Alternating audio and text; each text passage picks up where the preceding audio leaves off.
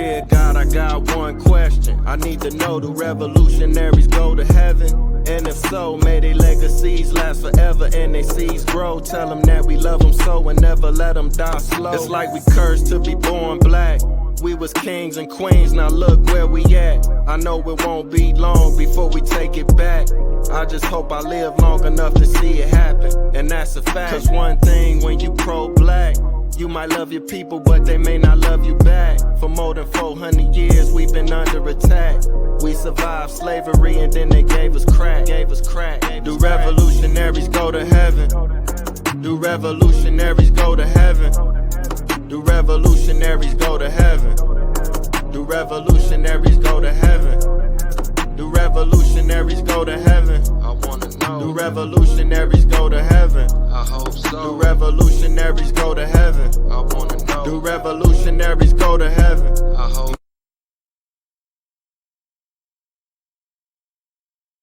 Perfect. So, man, first and foremost, how you feeling? Oh, man, I am blessed, highly favored, COVID-free, and some more stuff. You know what I mean? Yes, sir. Man, that's amazing. That's a blessing. Man, I gotta thank you. It's definitely an honor. You're a pioneer, a legend. You done did so much for the culture. So I want to thank you, for coming on my platform. It's truly an honor. Thank you for having me. I appreciate it. No doubt, no doubt. For the viewers who may not be familiar with you, let them know what your name is and definitely let them know where you're from. Let me clear my throat. I am who they call the legendary DJ Kool. I'm from Washington, D.C. all day, every day. Southeast Washington, D.C. Yes, sir. Man, you sound just like the record, so I knew they already knew what time it was. Big shout out to D.C., man. Yes, most sir. Definitely. All the time. All right. Let me see. My next question is, when did you first get exposed to hip hop? Was it something you seen on TV? Did you hear it on the radio for the first time, or was it already out in the communities in DC? Well, I mean, I've been a DJ since 1977. All right, so like the early records that I heard was stuff like King Tim III by Fatback Band, and Rapper's Delight, Sugar Hill Gang. As a DJ, you know what I'm saying? I'm hearing these records. So that's when I got exposed to hip hop in DC. DC is primarily a live music town. It always has been, and it probably always will be. And this was before, go-go music ever came about. Remember, I came in the game in the late 70s.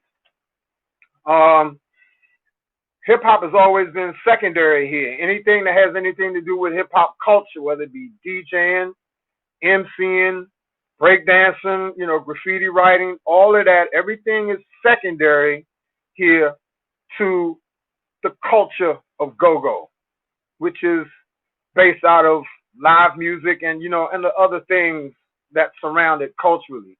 You know what I'm saying? Rest in peace to our godfather, the late Chuck Brown. Oh, wow. No doubt. And for those of you who are listening right now, if you don't know who Chuck Brown is or don't understand like his magnitude as far as him being the curator of this particular genre of music, I like to tell people Chuck Brown is to go-go what Bob Marley is to reggae. Let's put it that way. So if it was no Chuck Brown, it wouldn't be no go-go, period. It would just be, these musicians would still be, playing R&B music or funk music or, whatever, you know what I mean? Which is where it started before the inception of the go-go thing. Oh, okay, man. That's a beautiful thing to have your own. DC got always been innovative and had their own flavor. What was the scene like back then? Because like you say, y'all go first, but then you got hip hop coming up. So was it like a clash or did it kind of, blend together?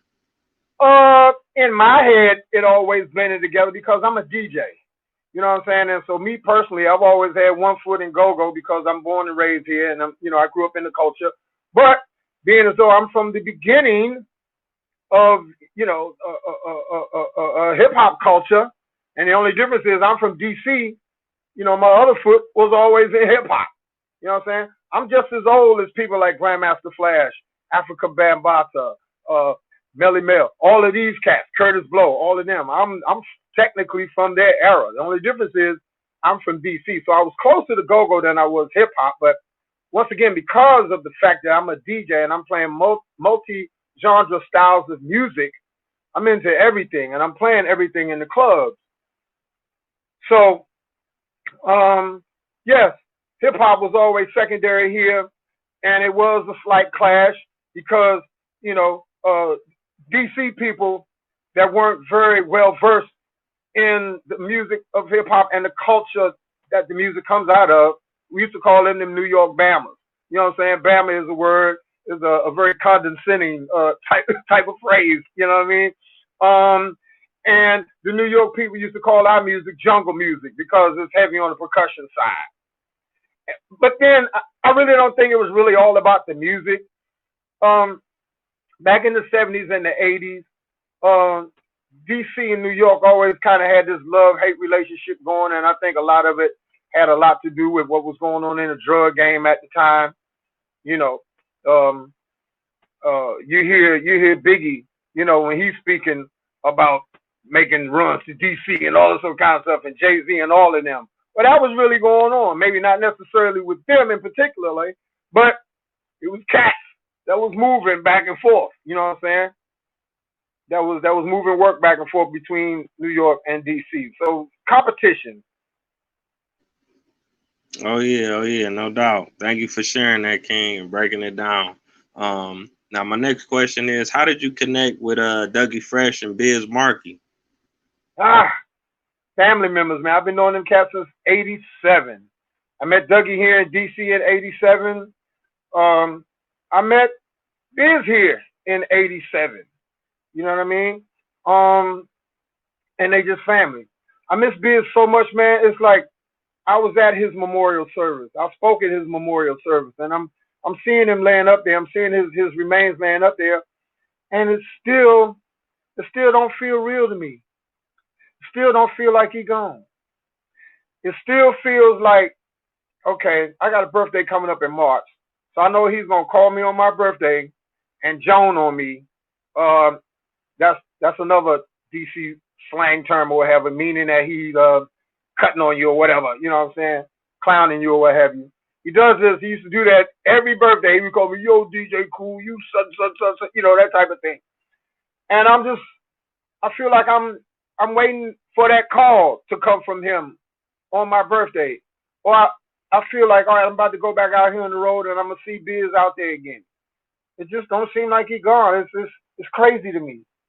You know, but Biz and Dougie, people like that, man, are family. All them cats from that era. Rakim, Big Daddy Kane, Salt and Pepper, LL Cool J, Chuck D, Flavor Flav.